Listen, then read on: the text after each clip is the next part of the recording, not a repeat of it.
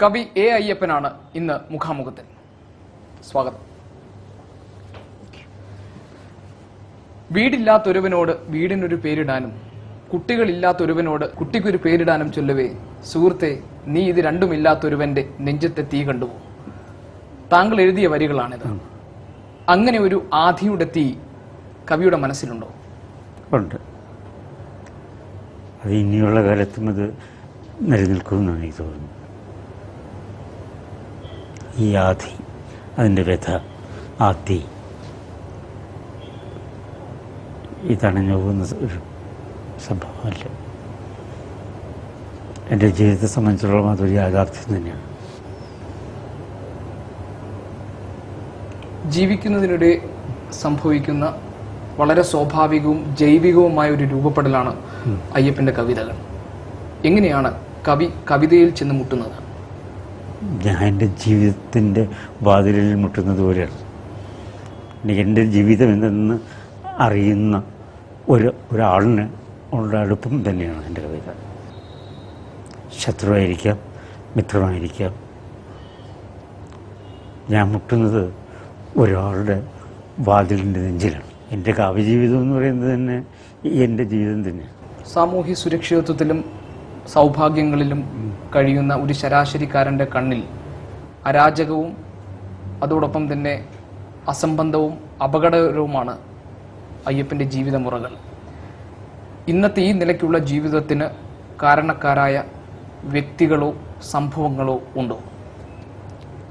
വ്യക്തികളുടെ പേര് പറയാൻ കഴിയില്ല.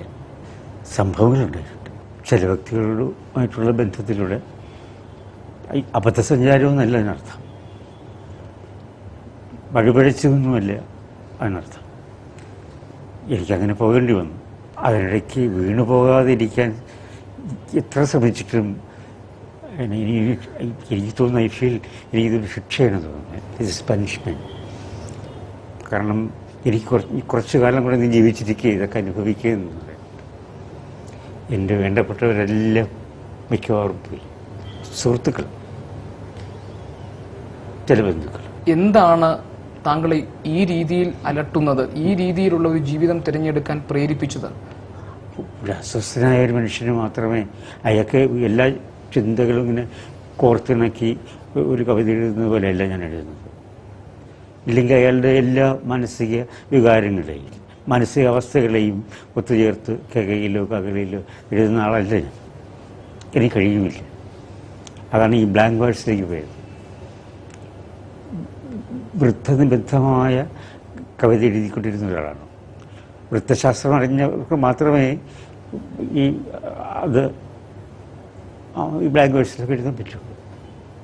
ഇപ്പോൾ എൻ്റെ കൂടെ എഴുതുന്ന പലർക്കും അവരെല്ലാം അധ്യാപകരും വലിയ അല്ലേ അങ്ങനെ കവിതകൾ എഴുതുന്ന ഒരാളാണ്.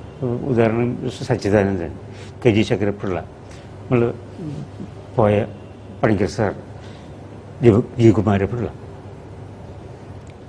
ഇവർക്കൊക്കെ ഇവരെല്ലാം ഈ വൃത്തശാസ്ത്രം അറിഞ്ഞുള്ളവരാണ്. പക്ഷെ ഞാൻ വൃത്തം ക്ലാസ്സിൽ നിന്ന് പഠിച്ചിട്ടില്ല.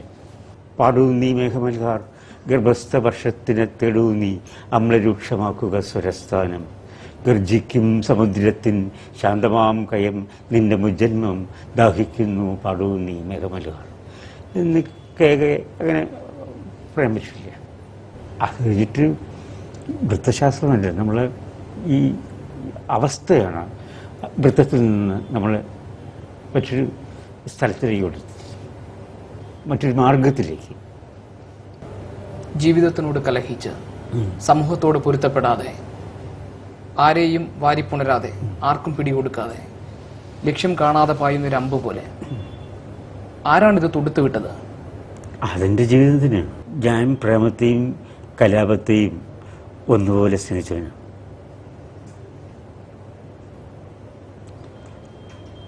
പ്രേമം പരാജയപ്പെട്ടു, കലാപം തുടരുകയാണ്.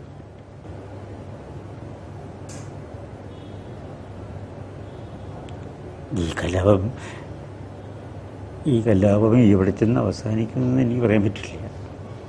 എൻ്റെ മരണത്തോട് അടുപ്പിച്ചിരിക്കുക. ഈ നേരത്തെ ഞാൻ പല എന്തിനോടുള്ള കലാപം?